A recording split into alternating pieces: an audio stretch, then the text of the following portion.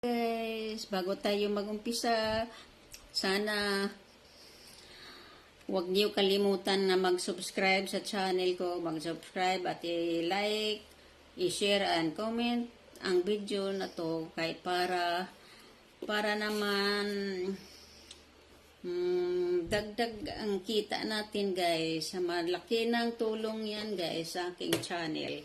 Ang isang like, isang comment at isang pag-subscribe, malaking tulong na yan guys. Kaya maraming salamat na lang at asahan ko ang iyong pag-subscribe.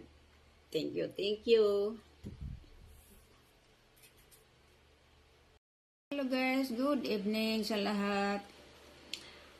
Sana guys, ngayong darating na bagong taon, New Year 2026, magbabago na rin ang mga buhay natin. Ang ating bansa na nagkakagulo dahil sa mga di pagkakaintindihan. Kaya guys, magdasal na lang tayo na sana magkaunawaan ang lahat ng mga tao at magbago na at itapon na yung mga di pagkakaintindihan guys, kasi meron akong nabalitaan guys tungkol sa Universal Social Pension na approve na ang batas. Sana matuloy-tuloy na to para masaya na din tayo guys. Kahit 1,000 lang, pero makadagdag na rin yan sa mga natin. Malaki na rin ang maitulong dyan. Makabili na tayo ng gamot, mga pagkain, lalo na sa mga bilihin ngayon na sobrang mahal na, kahit gulay mahal. Ano na lang kaya ang hindi mahal guys? Lahat na talaga mahal. Kaya mas maganda na yung maaprubahan na yung Universal Social Pension para naman madagdagan ang mga natin. Kahit kunti meron na tayong magamit. Madagdagan ang ating mga pension sa SSS pension. Yan guys. Kahit lang yan, kahit 1,000, pero masaya na ako kung matuloy na yan siya. Matanggap na natin yung dagdag na 1,000. Kaya guys, meron akong papakita sa inyong video. Sana panoorin nyo ito at hanggang sa dulo para maintindihan nyo lahat. Kaya guys, thank you.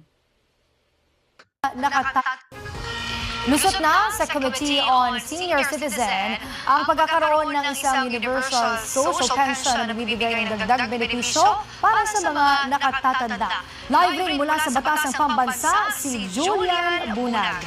Julian! Princess, pagkakaroon ng Universal Social Pension, magpapalawak ng pagkakataon na makapagtrabaho ang mga senior citizens sa bansa at madagdagan pa ang benepisyong para sa kanila ang pangunahing tinalakay ng komite ngayong araw.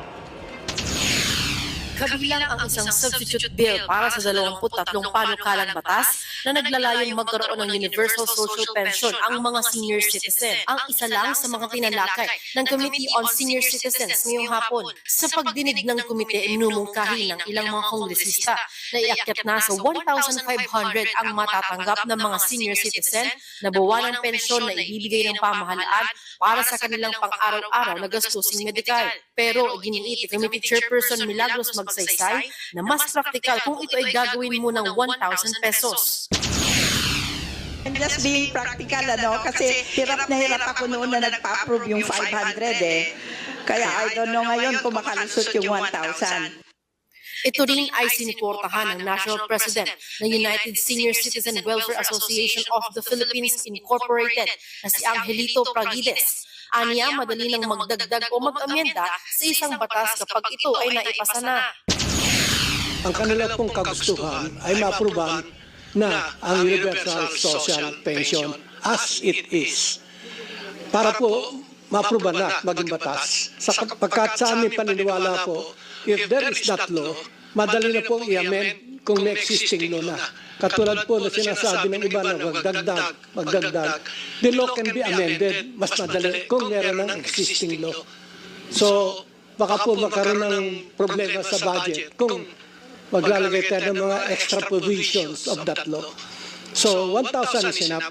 Natalakay din ang mga panukalang batas na layo namang palawakin ang pagkakataon na makapagtrabaho pa ang senior citizens at magkaroon ng karagdagang incentives.